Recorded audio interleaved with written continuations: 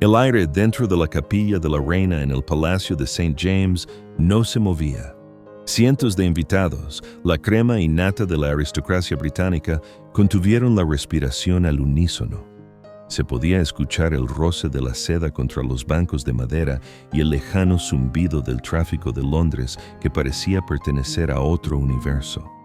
Todos esperaban ver a una novia, pero cuando las puertas se abrieron y la luz de la mañana golpeó la figura en el umbral, nadie miró su vestido, nadie miró su sonrisa. Todas las miradas, desde la realeza más alta hasta el último de los sirvientes, fueron secuestradas por el fuego blanco que ardía sobre su cabeza. En una fracción de segundo, Lady Rose Windsor dejó de ser simplemente una joven moderna del siglo XXI. En ese instante, una dinastía antigua tomó posesión de su cuerpo. Lo que llevaba no era un simple accesorio prestado para la ocasión. Era una advertencia hecha de platino y diamantes. Un destello tan intenso y frío que parecía cortar el aire viciado de la capilla. Mientras caminaba hacia el altar, el tintineo visual de la luz rebotando en las piedras preciosas contaba una historia que muchos en esa sala preferían olvidar. La historia de un poder absoluto, de una riqueza que no necesita pedir perdón y de un legado que pesa más que cualquier corona moderna. La mayoría vio una tiara bonita, pero los expertos, los historiadores y los viejos cortesanos sentados en las primeras filas vieron algo muy diferente. Vieron un fantasma, una pieza que había sobrevivido a guerras, a cambios de régimen y al polvo del olvido para aparecer allí desafiante, gritando en silencio que la vieja aristocracia aún no ha muerto. Para entender el verdadero impacto de este momento, hay que comprender cómo funciona el joyero real. Generalmente vemos las mismas piezas una y otra vez, las tiaras que la reina Isabel prestaba habitualmente, esas que aparecen en todas las postales y documentales turísticos. Son famosas, sí, pero de tanto verlas han perdido su misterio. Se han convertido casi en parte del mobiliario público, pero lo que Lady Rose llevaba sobre su cabeza era una bestia diferente. Esta tiara no pertenece a la colección principal que se exhibe para las visitas de Estado. Esta pieza salió de las bóvedas privadas de los Gloucester, una rama de la familia que opera bajo reglas distintas. Ellos son los guardianes de tesoros que el público rara vez ve, joyas que pasan décadas durmiendo en la oscuridad de cajas fuertes de acero, lejos de los flashes de los paparazzi. La aparición de la tiara de Ivec fue una anomalía en el protocolo moderno. En una era donde las novias reales intentan parecer cercanas y sencillas, eligiendo piezas discretas o florales, Lady Rose optó por la grandeza sin disculpas. Era una estructura alta, imponente, una catedral de luz diseñada no para complementar a quien la lleva, sino para definirla. En los círculos aristocráticos se susurraba que esta elección era un mensaje codificado. Era la diferencia entre ser una celebridad y ser sangre azul. Las celebridades siguen la moda, la aristocracia sigue la tradición. Y esta tiara en particular, con su arquitectura compleja y su brillo casi agresivo, no pertenecía a nuestro tiempo. Al mirarla, uno no podía evitar sentir que había abierto una puerta prohibida hacia un pasado mucho más complicado, mucho más rico y quizás mucho más oscuro. Para encontrar el origen de esta pieza, debemos viajar en el tiempo. A un Londres envuelto en niebla y humo de carbón, pero iluminado por dentro con el brillo de fiestas salvajes y joyas imposibles. Estamos en la era eduardiana, a principios del siglo XX. La reina Victoria ha muerto, y su hijo, Eduardo VII, ha desatado una era de hedonismo sin precedentes en la corte británica. Imaginen los salones de baile. El aire es denso, cargado con el olor de cigarros cubanos, perfume francés y el sudor de cuerpos que bailan demasiado cerca. Los hombres de negocios, millonarios gracias al imperio, se mezclan con aristócratas cuyas fortunas se desmoronan. Y las mujeres son el campo de batalla. Luchan por el estatus y la atención, no con palabras, sino con armas de diamantes y perlas. En este mundo de apariencias, una tiara no era un adorno. Era una declaración de poder. Demostraba que tu esposo era rico, que tu amante era generoso o que tu familia aún tenía influencia. Se dice que algunas de estas joyas no se compraban con dinero, sino como pago por silencios convenientes o favores realizados en dormitorios oscuros lejos de la vista de la reina. Fue en este caldo de cultivo, entre la moralidad victoriana que moría y una modernidad decadente que nacía, donde se forjó la tiara que un siglo después llevaría Lady Rose. Nació del exceso, de la ambición y del deseo de eclipsar a cualquier rival en la sala. Su brillo no era inocente, era el brillo del dinero nuevo y el poder viejo colisionando en una explosión de lujo. Pero es precisamente aquí donde la historia oficial de esta joya se topa con un muro de silencio. Aquí es donde la historia se vuelve extraña. El rastro se enfría de repente. Para una joya de este calibre, una pieza que costaría el equivalente a construir una pequeña mansión, la falta de procedencia es un escándalo en sí mismo. No hay una factura clara de un joyero famoso como Cartier o Boucheron. No hay una mención en el testamento de su supuesto primer dueño. No hay una entrada en un diario que diga, hoy he encargado la tiara más espléndida de Londres. Nada. El origen de la tiara de Ivec es un agujero negro en los archivos. Piénsenlo. La aristocracia de esa época documentaba todo. Cada compra, cada regalo, cada herencia era registrada meticulosamente. Un vacío de información de este tamaño no es un descuido, es intencional, es una historia que ha sido borrada, y esto nos deja con preguntas incómodas. ¿Fue un regalo ilícito de un hombre muy poderoso a una amante a la que no podía reconocer en público? Una joya sin papeles es una joya anónima, un secreto que se puede llevar puesto. O quizás fue la solución a una deuda de honor perdida en una noche de baccará, donde un noble tuvo que entregar el tesoro de su esposa para salvar su reputación. Generalmente, cuando la historia de una joya se borra, es porque alguien pagó mucho dinero para que así fuera. Los archivos están vacíos, los diarios son mudos, pero el objeto en sí mismo, la pieza de metal y piedra, guarda sus propias pistas. Si los papeles fueron quemados, quizás la tiara pueda contarnos la verdad a través de su propio diseño. El diseño de la tiara es la primera confesión. Pertenece al estilo Art Nouveau. Sus líneas no son rectas ni rígidas como las de la era victoriana. Fluyen, se curvan como enredaderas, imitando la naturaleza de una manera orgánica y casi sensual. Era un estilo rebelde, preferido por una nueva generación que estaba rompiendo las reglas de sus padres, pero la verdadera revolución, el secreto técnico que la hace tan especial, está en el metal que apenas se ve. La estructura no es de plata, que se oscurece con el tiempo, ni de oro, que teñiría los diamantes de un tono amarillento. Está hecha de platino. A principios del siglo XX, el platino era el material del futuro. Era increíblemente caro, difícil de trabajar, pero tenía una cualidad casi mágica. Era más fuerte que el oro y su color era un blanco puro y frío. Imaginen el frío del platino contra la piel. Es un metal que no retiene el calor humano, lo refleja. Esta frialdad permitió a su creador hacer algo imposible hasta entonces, construir una estructura tan delgada y resistente que casi desaparece a la vista. El resultado es un encaje de metal, un esqueleto casi invisible que sostiene las piedras preciosas como si estuvieran flotando en el aire.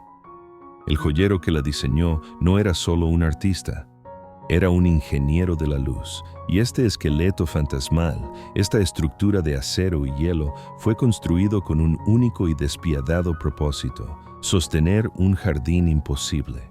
Un jardín hecho no de pétalos frágiles, sino de fragmentos de estrellas caídas. Este no es un jardín común. Sus flores no buscan el sol, lo crean. El centro de todo son los diamantes de talla marquesa.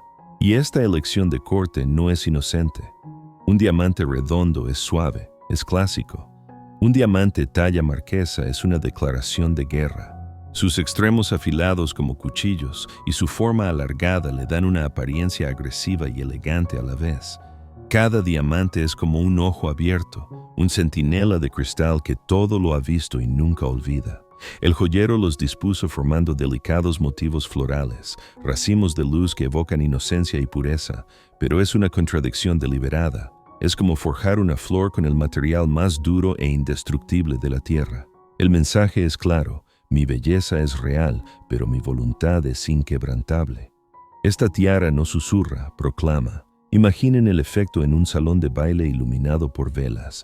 Cada movimiento de la cabeza de su dueña desataría una tormenta de destellos, pequeños relámpagos blancos que cegarían momentáneamente a sus rivales. No era solo una joya para ser admirada, era un arma social, un faro de estatus diseñado para humillar a todas las demás mujeres en la sala, recordándoles su lugar con cada pulso de luz fría y cortante. Pero los diamantes, a pesar de su dominio absoluto, no estaban solos en este jardín de hielo. El diseñador añadió toques de color que le daban a la pieza un significado aún más profundo y arriesgado. Y aquí es donde el diseño de la tiara toma un giro audaz, casi desafiante. Entre el fuego de los diamantes, el joyero engastó perlas aterciopeladas.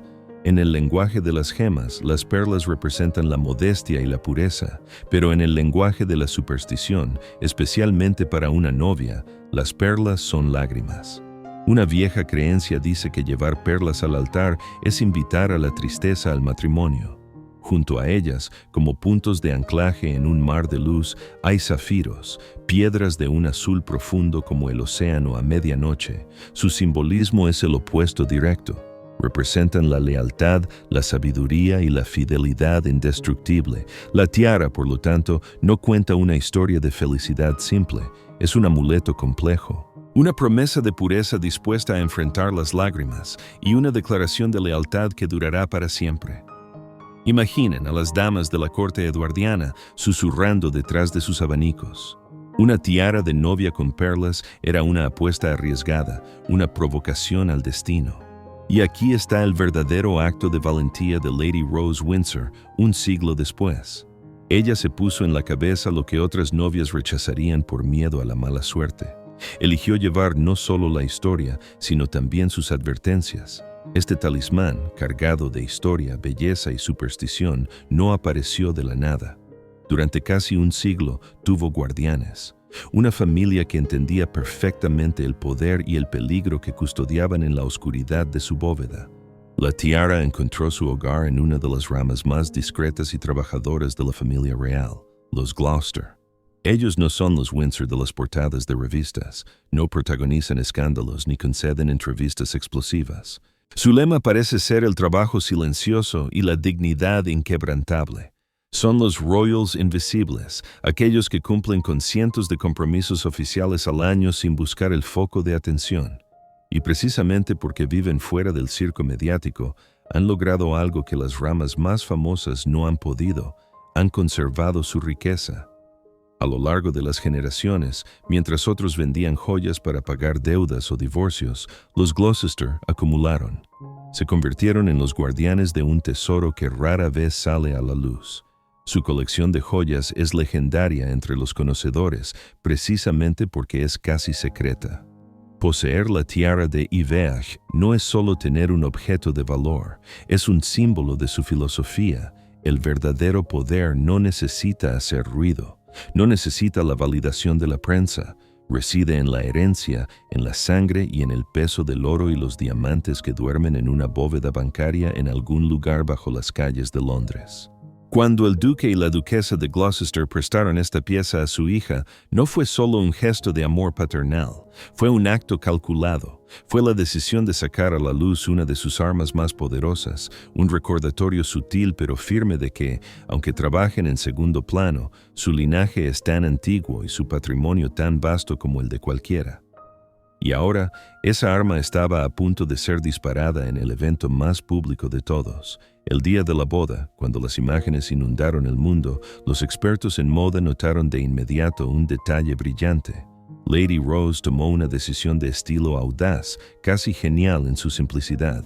Su vestido de novia, creado por la diseñadora Philippa Lepley, era un estudio de contención y elegancia lacónica. Sin encajes extravagantes, sin colas kilométricas, sin adornos innecesarios. Era una tela lisa, un lienzo en blanco de sofisticación pura. Cualquier otra novia podría haber parecido demasiado simple. Pero esta elección fue un acto deliberado de puesta en escena. El vestido no estaba diseñado para ser el protagonista. Su función era desaparecer, ceder todo el protagonismo a la pieza que coronaba el conjunto.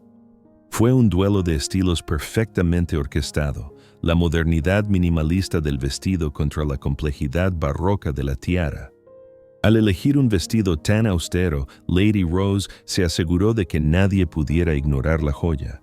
La tiara no era un accesorio más en su look nupcial, era la declaración central, el mensaje era inequívoco.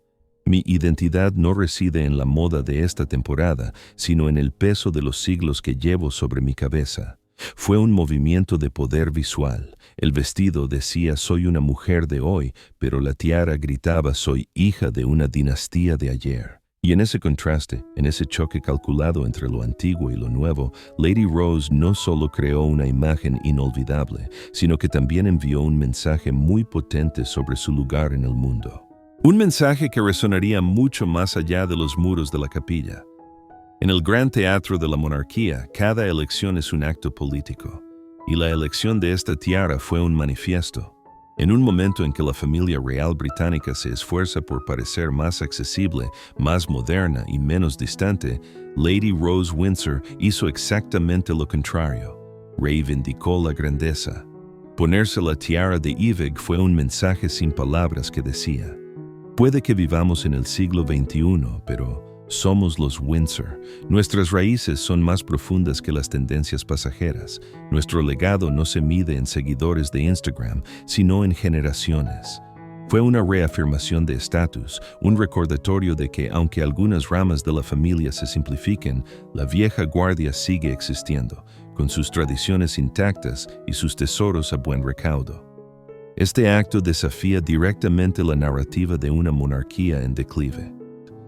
Es una declaración de que la aristocracia no es solo un vestigio del pasado, sino una fuerza cultural que aún tiene el poder de deslumbrar y de imponer respeto.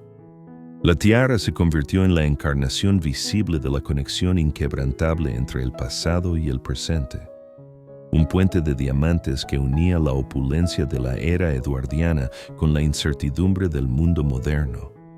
No fue un gesto de arrogancia, sino de orgullo. El orgullo de pertenecer a algo más grande que uno mismo. Y este mensaje, tan claro y brillante, no tardó en provocar una reacción en cadena, una onda expansiva que se sintió en toda la sociedad. El impacto fue inmediato. En un mundo saturado de moda rápida y tendencias de usar y tirar, la aparición de Lady Rose con la tiara de Iveg provocó un profundo anhelo por lo auténtico, por lo perdurable. De repente, lo vintage no era solo una moda, era un ideal. Las búsquedas en Internet de tiaras familiares y joyas de herencia se dispararon. Diseñadores de novias de todo el mundo tomaron nota. La imagen de Lady Rose se convirtió en un referente, inspirando a una nueva generación de novias a buscar en los joyeros de sus abuelas en lugar de en los catálogos de la temporada. Se desató un renacimiento del interés por las joyas con historia. Ya no bastaba con que algo fuera caro, tenía que tener un alma, una narrativa. En muchas familias aristocráticas, este evento reavivó la tradición de pasar las joyas de madres a hijas. Una tiara que había estado guardada durante 50 años volvía a ver la luz, no solo como un adorno, sino como un rito de paso, un símbolo de continuidad. El efecto Rose demostró que el verdadero lujo no es comprar algo nuevo, sino tener el privilegio de llevar algo antiguo. Lady Rose Windsor, sin dar una sola entrevista, se convirtió en un ícono de estilo, pero no de un estilo pasajero. Se convirtió en el símbolo de un movimiento que valora la historia sobre la novedad y el legado sobre el brillo efímero. Sin embargo, toda fiesta llega a su fin. Y cuando las luces de la celebración se apagan, el destino de un tesoro como este es siempre el mismo: el silencio y la oscuridad. El último invitado se ha ido, el confeti ha sido barrido del suelo, el vestido de novia, cuidadosamente doblado, se guarda en una caja de seda para que no amarillee con el tiempo. Las flores de la ceremonia ya empiezan a marchitarse. Todo lo que es humano y orgánico comienza su inevitable camino hacia el olvido. Pero la tiara no. En los días posteriores a la boda, unas manos enguantadas la toman con una delicadeza casi quirúrgica. La limpian, puliendo cada faceta hasta borrar la última huella del mundo de los vivos. Luego, con un chasquido seco que resuena en la habitación silenciosa, la caja de terciopelo se cierra, sumergiéndola de nuevo en una oscuridad total. Su viaje de regreso no es a un palacio, sino al corazón frío y anónimo de una bóveda bancaria. Allí, en el aire estancado y a una temperatura constante, se une a otros tesoros dormidos. Ha cumplido su misión.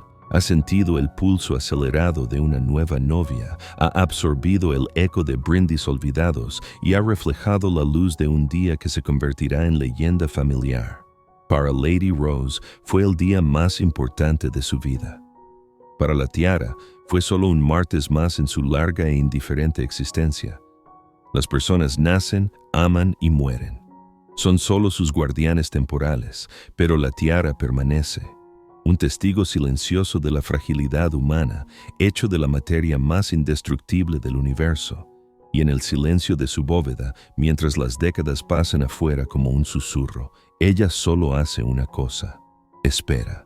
Espera a la siguiente generación, a la siguiente boda, a la siguiente mujer que se atreva a llevar sobre su cabeza el peso de la eternidad.